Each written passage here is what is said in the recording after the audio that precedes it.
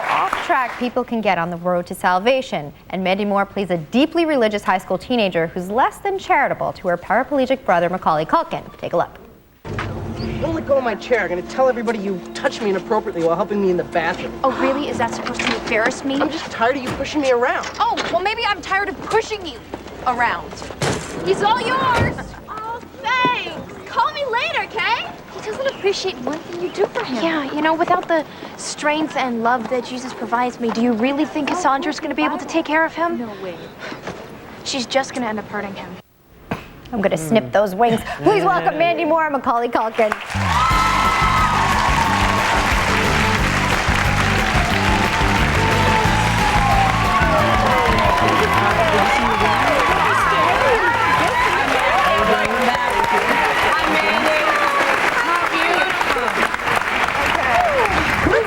Jelly bracelets? Are we off track here? I mean, was this going on when you guys were in high school?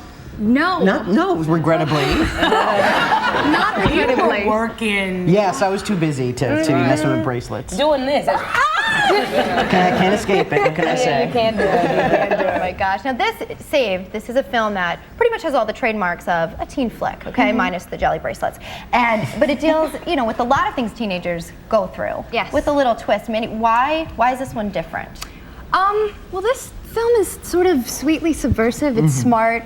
It has something to say. I think we're all really proud of the film, and it's gonna hopefully create a dialogue between, you know, teenagers. It has something to say. It's smart. I don't know. It's creating a lot of dialogue, I think, even outside of the teenage realm, too. Absolutely. Yeah. And Do I you think people understand- take it seriously?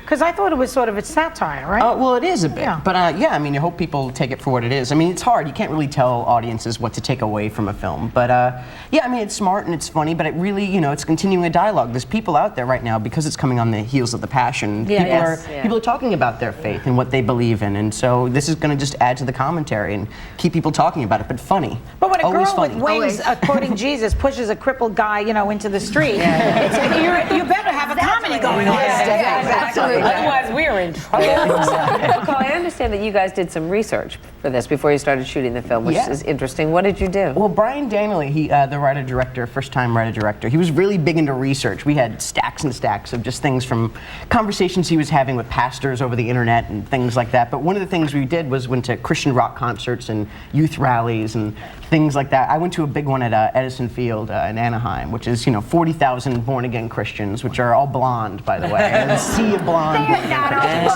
Yeah, I'll fit right in.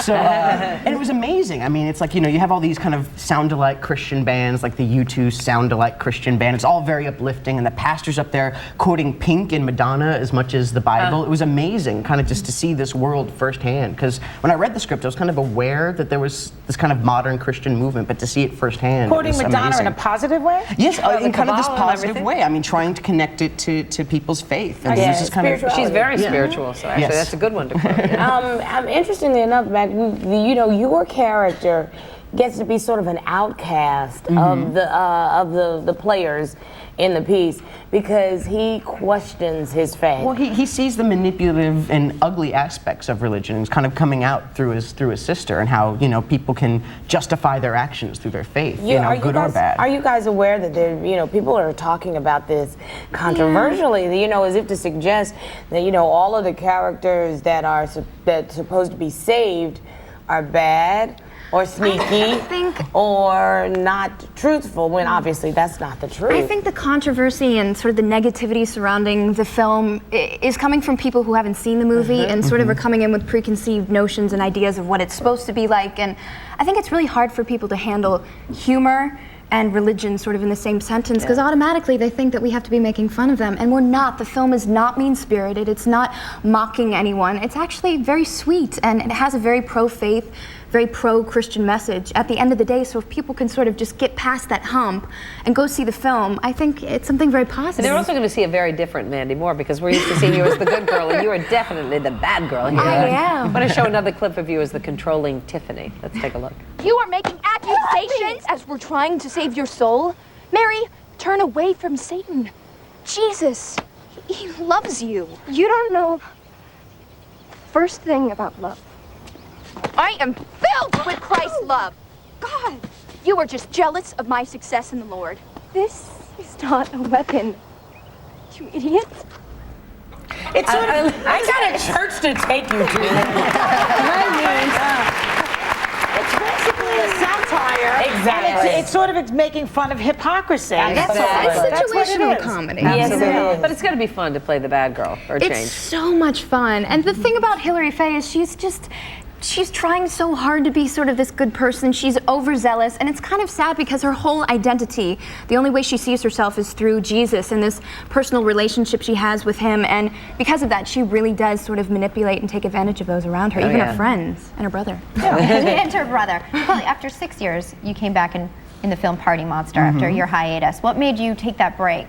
Oh, you know, I just kind of all got really, really crazy after a while. I mean, it was just kind of, I'd been wanting to take a break for a long time, and no one was really listening. So when I was kind of in a position where I could walk away, I did. And it was kind of, I kind of washed my hands of it and just said, you know, that's it, call it retirement, call it a break, call it whatever you want, because it's yours now. You can have it. You know, I kind of want to go to school, I want to be me, basically. And then, you know, you finish out high school and you try to figure out what you want to do with the rest of your life. And I was in this position because of what I did when I was 9 and 10 years old, that I didn't have to do anything. You know, I could sit around eating cereal and doing nothing, and you know, my kids would go to college. But at the same time, that was almost more scary than anything else. I had to find out what I wanted to do with my life. And so, So what did you do? I just realized that, you know, this is something that I've been doing for a long time. It's something that came naturally to me. It's something that I didn't necessarily go out to find. It kind of oddly found me when I was like 4 years old. So it's something that I just figured I'd dip my toe in the water and see what happened, and see if there's some cool people out there who want to do interesting, one-of-a-kind kinds of movies. Yeah. And What so, a great thing to It is have a that great thing. opportunity. We're Exactly. going to find more out about this when we come right back. Don't go anywhere because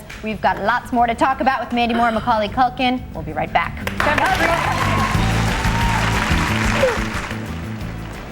Mary, what is she doing downtown? There's only one reason Christian girls come down to the Planned Parenthood. she's planning a pipe bomb? Okay, 2 reasons. I'm Karen from Maryland. Mandy Moore and Macaulay Culkin when The View returns on ABC. I'm concerned about Mary. Something's going on. Yeah, me too. Well, she's part of your posse, and I think that you can help her. I'm going to need you to be a warrior out there on the front lines for Jesus. You mean like shooter? No. I was thinking of something a little less gangster. I know that's right.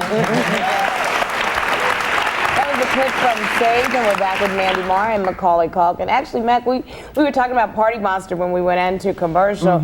I hear it's difficult for you to put that character in the back pocket. Well, sometimes. we really tried to immerse ourselves into that kind of crazy world, and we were playing these real characters, so we really tried to get them down. And Seth and I had spent a lot of time detoxing, and it still hasn't worked its way out of the system. Do you? I hear he slips out every now and and again. the girlfriend hates it too, you know, because it's Michael, you know. Oh, there's Michael Alec, you know, there he is running again around the clubs and this and that. It's just like, oh my God, like, you know, it just makes some people around like me, you know, cringe. It was terrible. You know, I was reading that Susan Sarandon had a quote that you thought was very apt.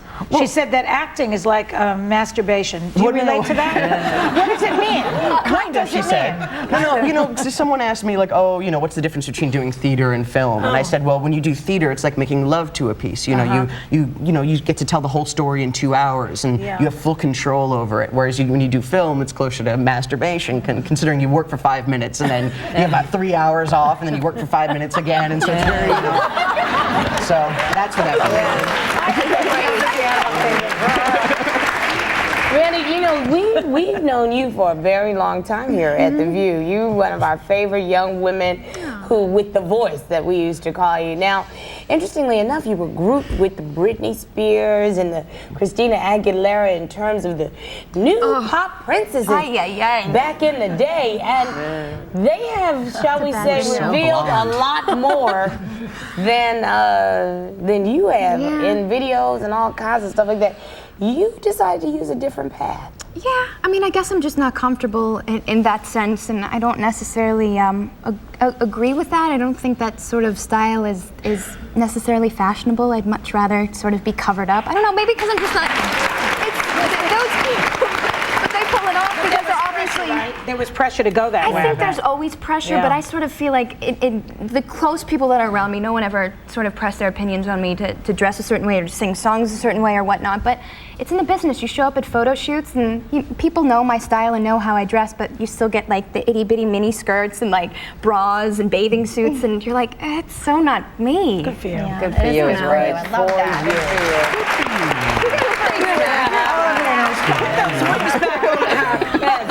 I mean, think about it. You both had hit mega stardom at a young age. Macaulay, you were 10 years old, and you had done 14 films in 6 years. Yeah. No, I mean that's outrageous. I mean that's a large number.